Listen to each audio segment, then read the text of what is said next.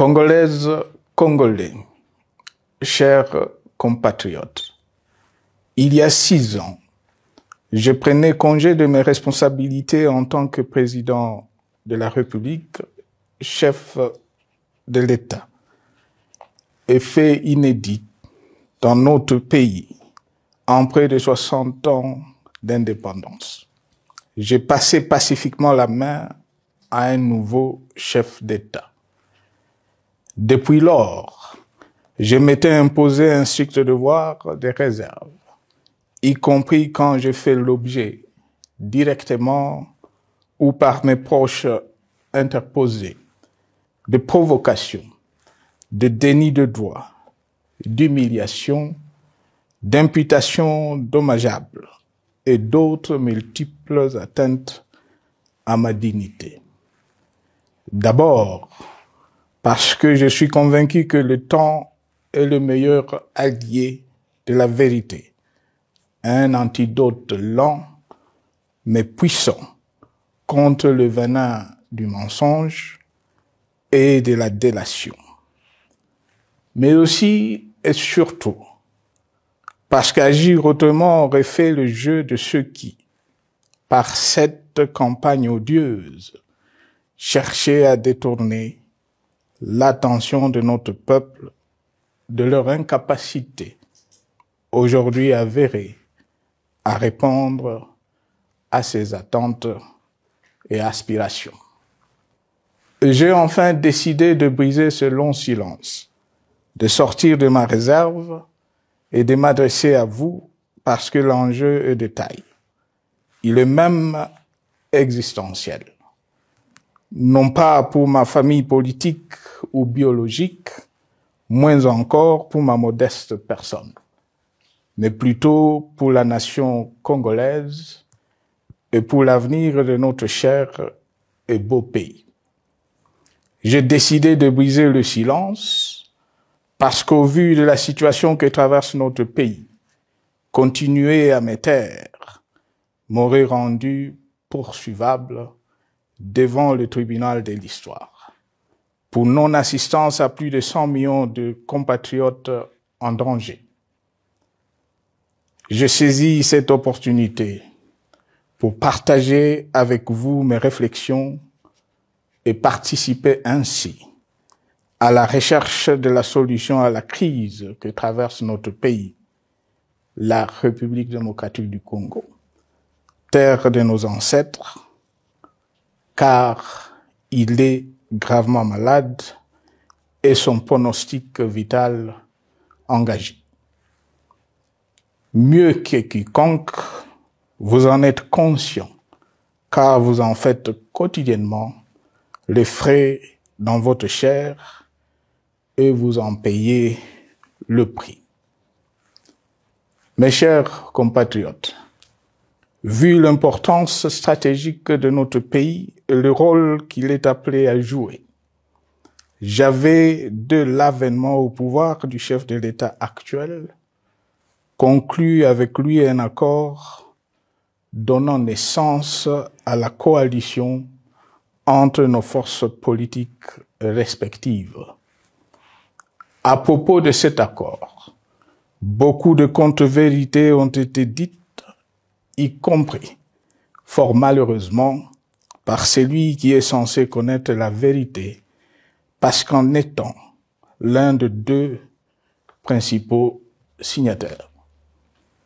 En attendant qu'au moment opportun, la vérité soit rétablie, preuve irréfutable à l'appui, permettez-moi pour l'instant d'affirmer qu'en ce qui me concerne, la conclusion de cet accord n'avait pour seule motivation que l'intérêt supérieur de la nation.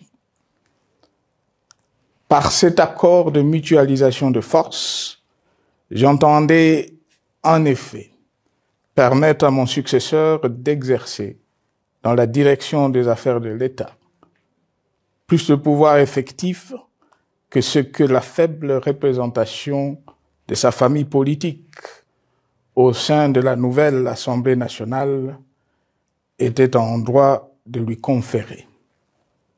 Je voulais par ailleurs faciliter le fonctionnement harmonieux des institutions et éviter à la nation, comme à notre jeune démocratie, d'éventuelles crises politiques qui leur auraient été fatales. Cette première alternance pacifique et civilisée à la tête du pays avait suscité d'autant plus d'espoir qu'en janvier 2019, notre pays se trouvait en bien meilleur état qu'au moment de ma propre accession à la magistrature suprême en janvier 2001. Alors que j'avais trouvé un pays au bord de l'implosion, miné par une longue dictature et des guerres, sans institutions républicaines, économiquement en faillite et socialement déchiré. Bref, un pays dont l'incertitude de lendemain menaçait la stabilité de toute la région. Le 24 janvier 2019, j'avais en effet légué un bien meilleur héritage à mon successeur, à savoir un pays réunifié, largement pacifié et dont les limites territoriales correspondaient exactement à celles qu'elles étaient au 30 juin 1960. Une nation reconstituée, réconciliée et fière de sa diversité. Un État doté d'une constitution progressiste et des institutions fonctionnant harmonieusement. Une économie dynamique et résiliente et débarrassée du fardeau de la dette hérité de régimes antérieurs, du fait de multiples réformes structurelles engagées. Une armée nationale républicaine de plus en plus professionnelle et capable de relever le défi de la défense de l'intégrité du territoire national.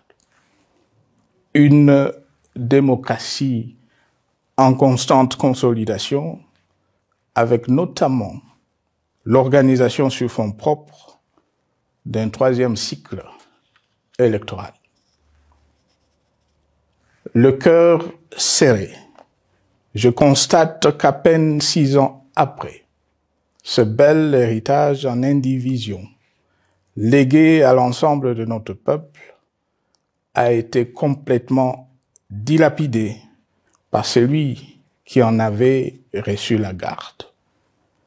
Que notre pays offre un spectacle de plus désolant et qu'il suscite d'autant plus de désespoir au sein de notre peuple et de pitié et de moquerie à travers le monde, que l'inconscience de ses dirigeants ne permet aucun espoir de redressement.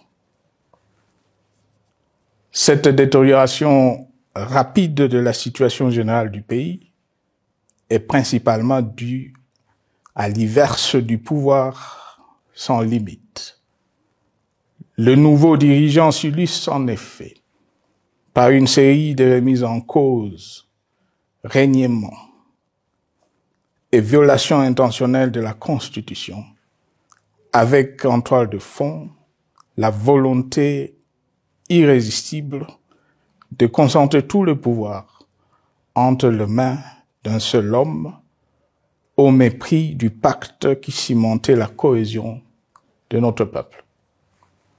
Le premier acte de remise en question de ce pacte républicain, véritable socle de stabilité et de cohésion nationale, a consisté à violer délibérément la Constitution et les lois pertinentes lors du premier remaniement de la Cour constitutionnelle par le président de la République. La violation de ce texte juridique, fondement de tout état de droit, pour de simples raisons de confort politique est devenue, depuis lors, une marque distinctive de la gouvernance de notre pays. Dans le même esprit, en décembre 2020, il fut organisé un coup d'État institutionnel à la suite du renversement en pleine mandature d'une majorité parlementaire, pourtant dévolue par le peuple souverain, ainsi que le gouvernement qui en était issu. S'en sont ainsi suivis la nomination illégale de membres de la Commission électorale nationale indépendante, ainsi que le simulacre des élections de décembre 2023, organisées en violation du cadre juridique et de normes internationales pertinentes, qui, par une ampleur sans précédent de la fraude, ont amplifié l'illégitimité des institutions et de leurs animateurs.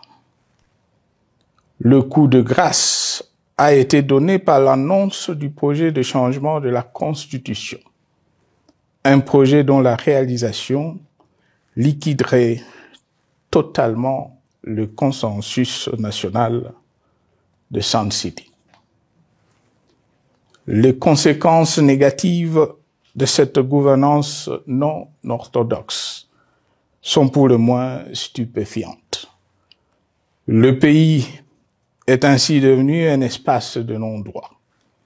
La République a cessé d'être démocratique et la volonté du chef de l'État tient désormais lieu de loi suprême, supplantant la Constitution et les lois.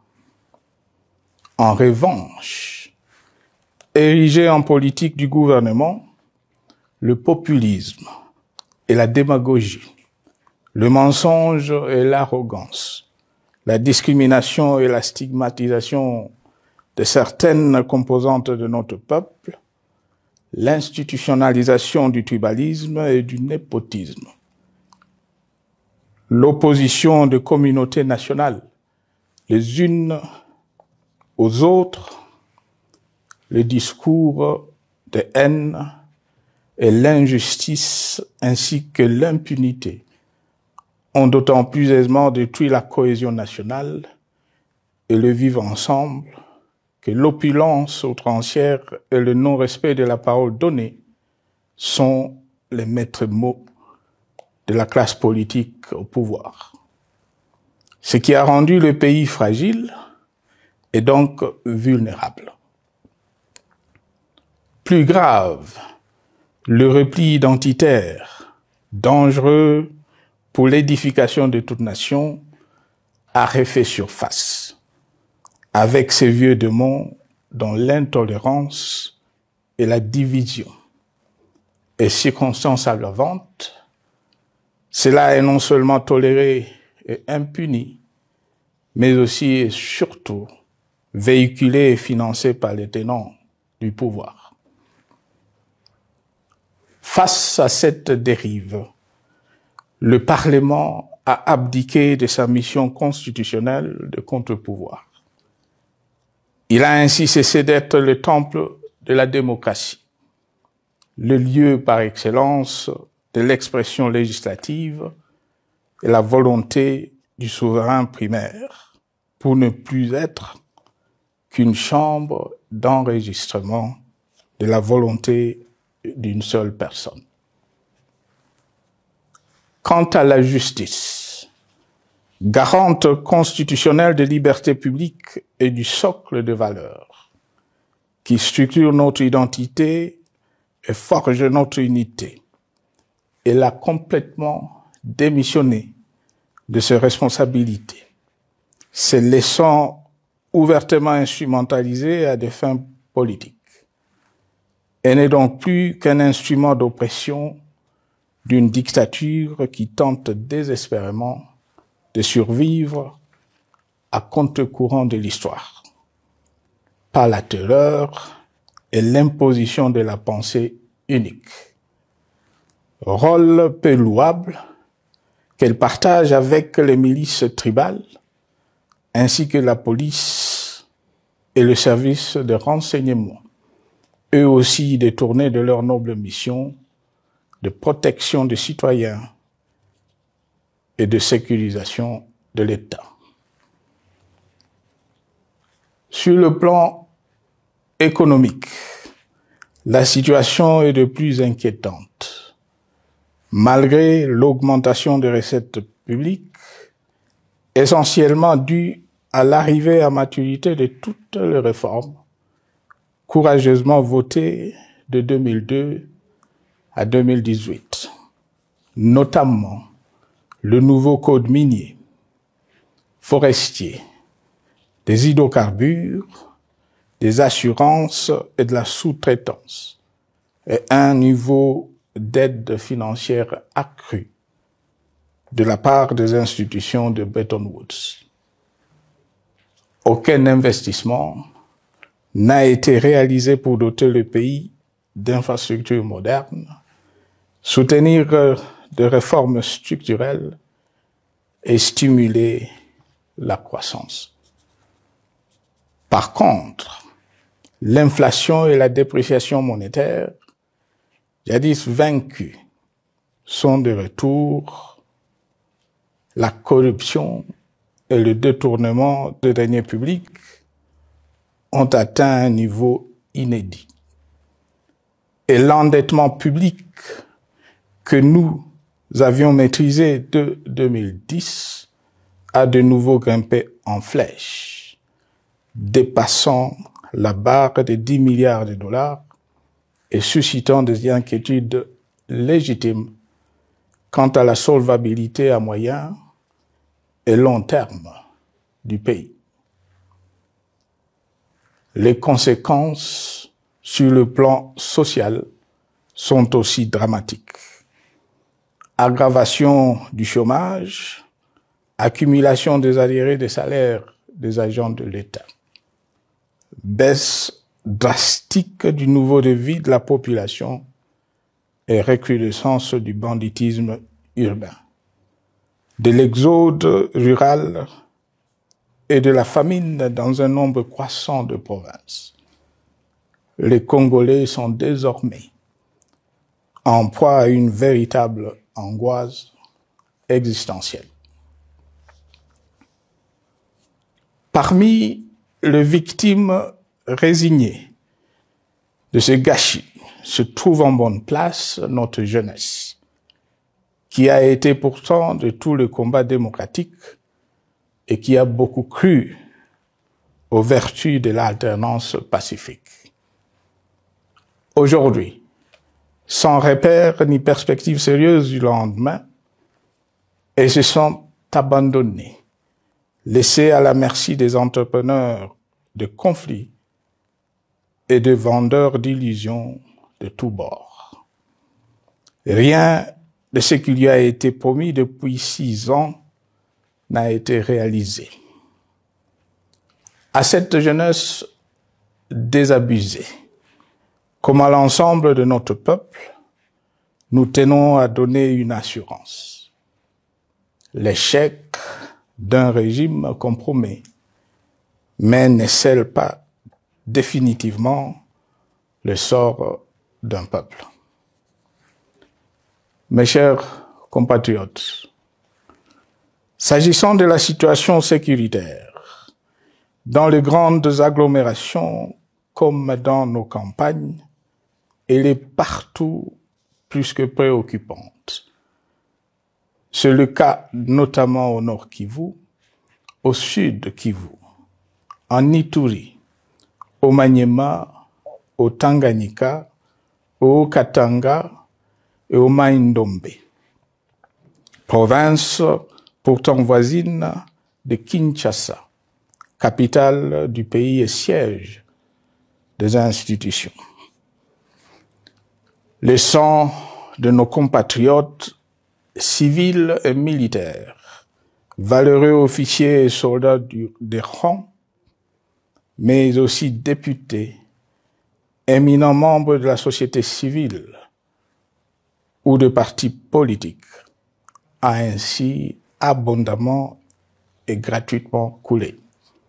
Du fait de l'intolérance, du cynisme, voire pire, d'un terrorisme d'État pratiqué dans un seul et unique dessein, l'abus du pouvoir pour le pouvoir.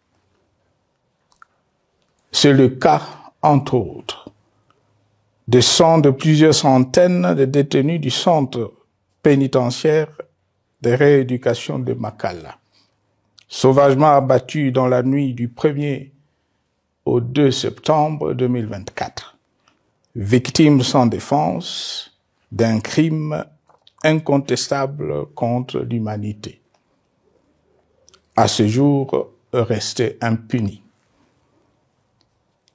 Il en est de même de membres de la secte mystico-religieuse Wazalendo de Goma, de jeunes de la Junafek à Lubumbashi et du massacre des adeptes de l'église Mbidi à Kilwa.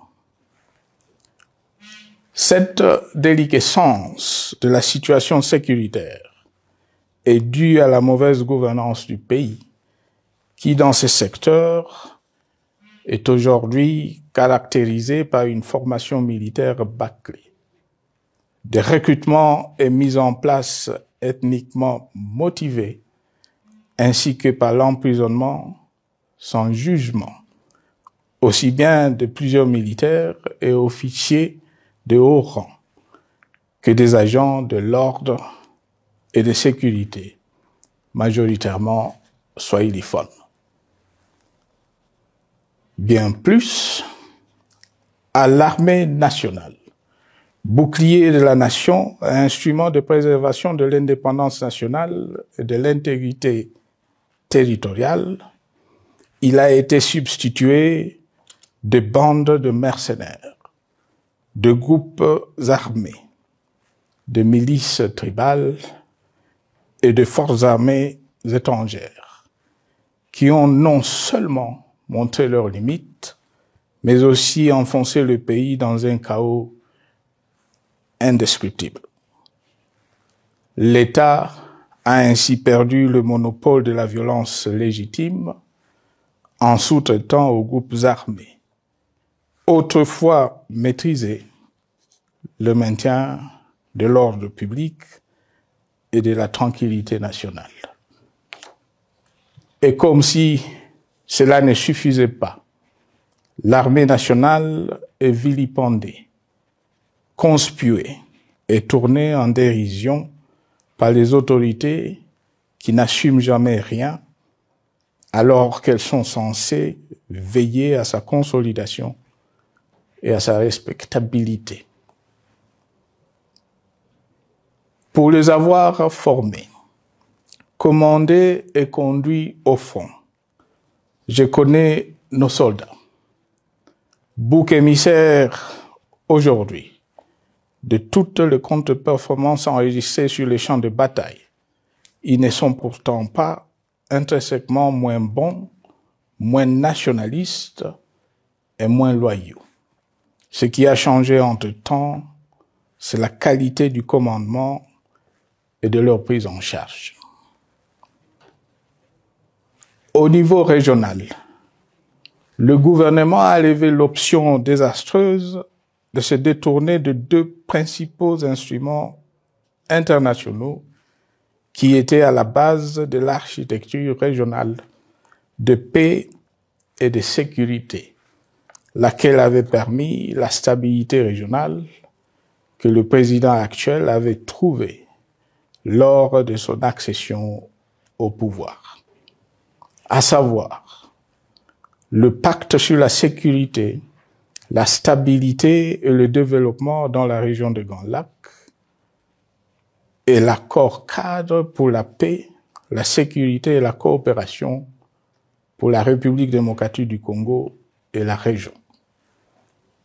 Plus grave encore, en faisant de forces négatives, les FDLR, ainsi que des centaines de groupes armés congolais, des supplétifs des forces armées de la République démocratique du Congo, le gouvernement a ouvert la voie à la régionalisation du conflit, avec des conséquences inévitables sur la stabilité de la région.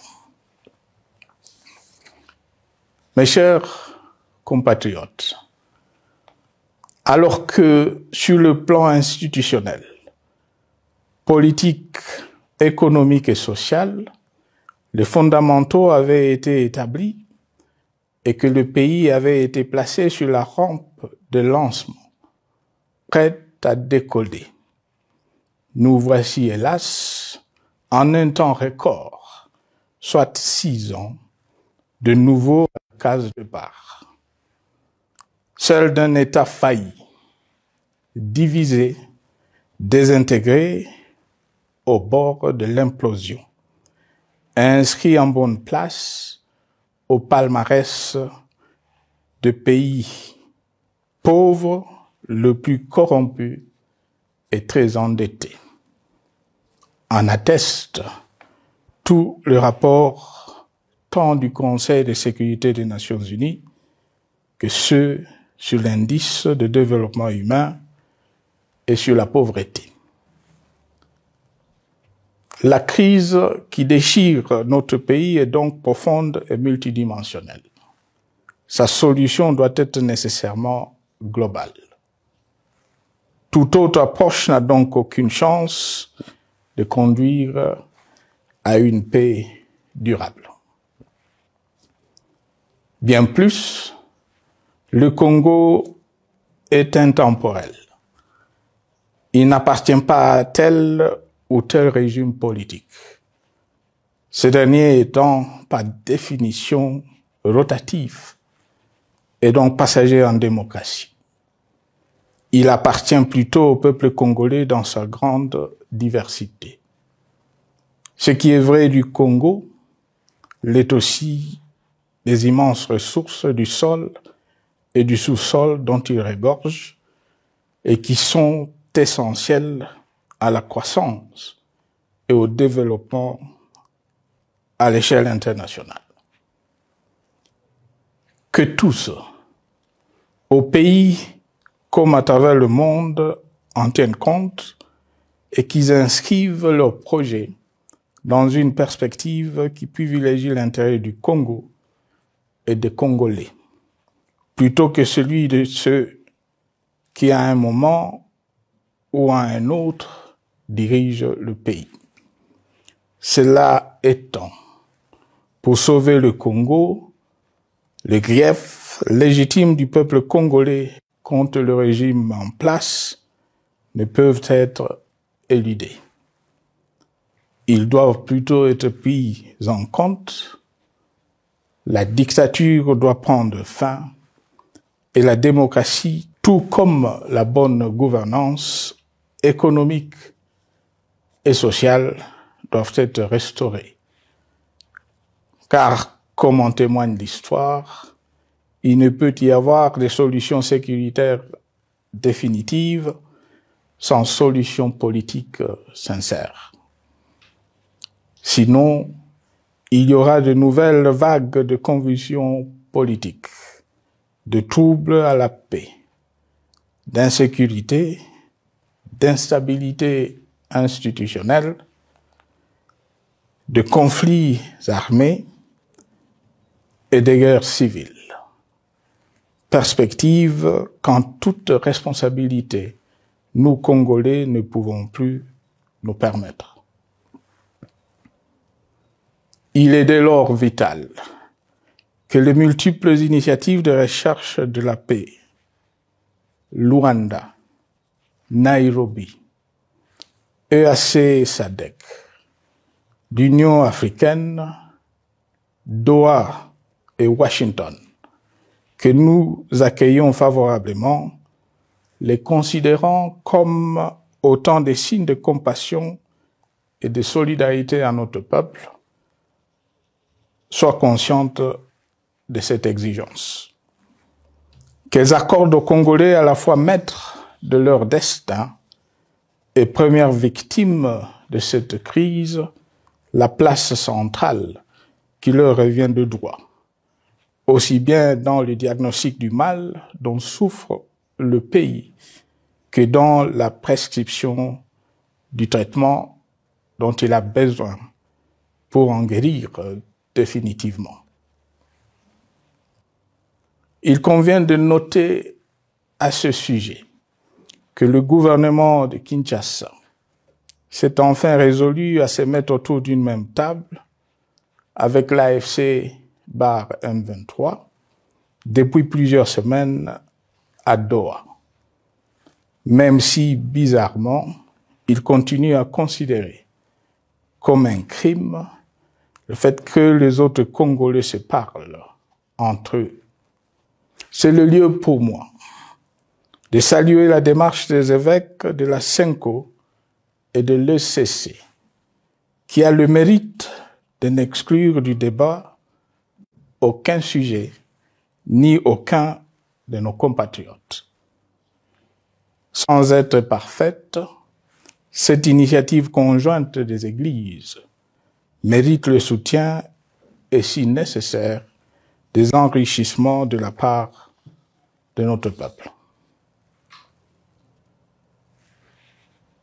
Mes chers compatriotes, une fois n'étant pas coutume, il convient de dénoncer la falsification de l'histoire par ceux dont le jeu pervers dans l'opposition naguère, comme aujourd'hui au pouvoir, a consisté et consiste encore à calomnier, à diffamer, à diaboliser et à diviser pour gagner et régner, à se défausser sur les autres pour justifier leur contre-performance, quelles qu'en soient les conséquences sur la cohésion nationale ou en termes de vies humaines injustement brisées ou perdues.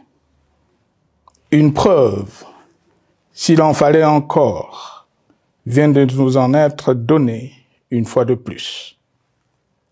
Il y a quelques jours, en effet, suite à une simple rumeur de la rue ou des réseaux sociaux sur ma prétendue présence à Goma, où je veux me rendre dans le prochain jour, comme annoncé par ailleurs, le régime en place à Kinshasa a pris des décisions arbitraires, avec une légèreté déconcertante qui témoigne du recul spectaculaire de la démocratie. Mieux que quiconque, vous savez que pour moi, le Congo est la priorité absolue, que sa souveraineté et son intégrité territoriale ne sont pas négociables, que mon engagement pour la démocratie, la cohésion nationale, la paix et la stabilité n'est pas un slogan creux, et que le respect de la Constitution et des lois du pays, autant que celui de la parole donnée, sont sacrés. Militaire, j'ai juré de défendre la patrie jusqu'au sacrifice suprême. Hier au pouvoir, aujourd'hui en dehors du pouvoir, je demeure plus que jamais fidèle à ce serment. En ce moment où le pays est de nouveau divisé, appelé par le destin, j'ai le devoir d'œuvrer à la recherche de la paix et de contribuer à la reconstruction de notre pays qui se meurt. C'est dans cet esprit que j'ai choisi ce moment pour exprimer ma sympathie à l'endroit de toutes les victimes du conflit en cours, de réconforter et marquer ma solidarité avec la population de la partie orientale. Vous, qui êtes abandonnés par le pouvoir central, qui semble avoir pris le parti de vous punir, entre autres, en déconnectant les institutions financières du réseau bancaire national, et en restreignant le mouvement de personnes et de biens. Ces décisions et bien d'autres vous asphyxient et rendent votre vie plus précaire que jamais. J'en appelle aux uns et aux autres, en particulier au gouvernement, d'humaniser les conditions de vie de nos compatriotes de cette partie du territoire national. Ils ont droit à la vie, à la scolarisation de leurs enfants et aux autres conditions du bien-être. En entendant le rétablissement de l'autorité de l'État sur toute l'étendue du territoire national, j'invite les tenants du pouvoir à protéger la population. De même, l'armée, la justice, les autres structures en charge de l'ordre et de la sécurité doivent être véritablement au service de la population et répondre à ses aspirations. Mes chers compatriotes, de par mon expérience dans des situations similaires, le patriotisme et l'humanisme ont guidé le processus de règlement de conflits et ont porté de fruits dans le passé, aussi bien sur les champs de bataille que sur celui de négociation ou du dialogue. Notre pays avait été divisé de quasi-moitié pendant quelques années. La sagesse avait alors prévalu. Nous avions recollé le morceau et le pays a survécu dans son unité. C'est ainsi qu'après quelques années de réflexion sur la crise en cours, après avoir consulté des chefs d'État et des anciens chefs d'État de la région, ainsi que des acteurs politiques et sociaux, nationaux et étrangers, j'ai fait ce jour une proposition qui engage la nation tout entière à un sursaut patriotique pour un pacte citoyen afin de tirer le pays du gouffre. Le travail hardi qui s'impose à nous portera notamment sur les 12 points suivants. 1. Mettre fin à la dictature, mieux à la tyrannie. 2. Arrêter la guerre. 3. Rétablir l'autorité de l'État sur toute l'étendue du territoire national. 4. Restaurer la démocratie en revenant aux fondamentaux d'un véritable État de droit. 5. Rétablir les libertés fondamentales. 6. Réconcilier le Congolais et reconstruire la cohésion nationale. 7. Relancer le développement du pays par la mise en place d'une bonne gouvernance économique, une gestion administrative et financière orthodoxe et une répartition équitable des ressources nationales. 8. Relancer le dialogue sincère et permanent avec tous les pays voisins en vue de l'instauration de la paix et du développement durable dans la région. 9. Rétablir la crédibilité du pays auprès de partenaires au niveau tant régional, continental qu'international. 10. Neutraliser tous les groupes armés nationaux et étrangers et rapatrier ces derniers dans leur pays d'origine. 11.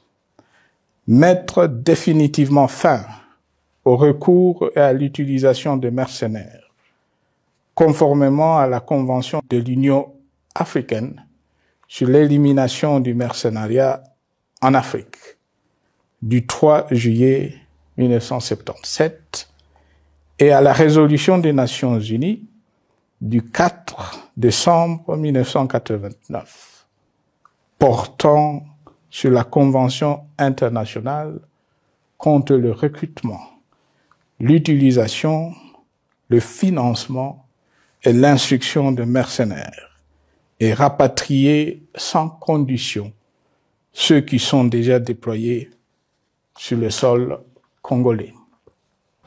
12. Ordonner le retrait sans délai de toutes les troupes étrangères du territoire national. À ce sujet, je salue la décision sage des pays de la SADC de retirer les troupes de la SAMI DRC de notre pays. Vu l'immensité de la tâche ainsi décrite, je lance un appel solennel à tous les Congolais, sans distinction de sexe, d'ethnie, d'âge, de classe sociale, de zone géographique ou d'appartenance politique, qui aiment passionnément le Congo, qui sont prêts à tous les sacrifices, qui adhèrent sans réserve au pacte républicain de Sun City et qui tiennent au respect de la Constitution du 18 février 2006 à se dire autour de ces objectifs. Il s'agit de la refondation de l'État et de l'édification d'un pays qui a perdu ses repères. Mobilisons-nous et mettons à profit tous les moyens à notre disposition pour restaurer l'unité nationale, sauver le Congo et préserver son indépendance. Car l'Afrique et le monde nous regardent. Mes chers compatriotes, le Congo vaut mieux que la caricature qu'en donnent ses dirigeants actuels. Le Congo mérite mieux que cette politique extérieure faite de jérémiades et de mendicité. J'ai donc la ferme conviction que le peuple congolais est capable, aujourd'hui comme en 1960, de vaincre le démon de la division, qu'il est capable aujourd'hui, comme au cours de la décennie 90, de vaincre la tyrannie et la tentation du pouvoir absolu. Qu'il est capable aujourd'hui, comme en 2003, de prendre le dessus sur ce qui nous divise et de mettre fin à la violence armée qui oppose ses enfants. Pour y parvenir, chacun doit jouer sa partition. Je m'engage à jouer la mienne. Que Dieu bénisse la République démocratique du Congo, qu'il bénisse individuellement chacun de vous. Je vous remercie.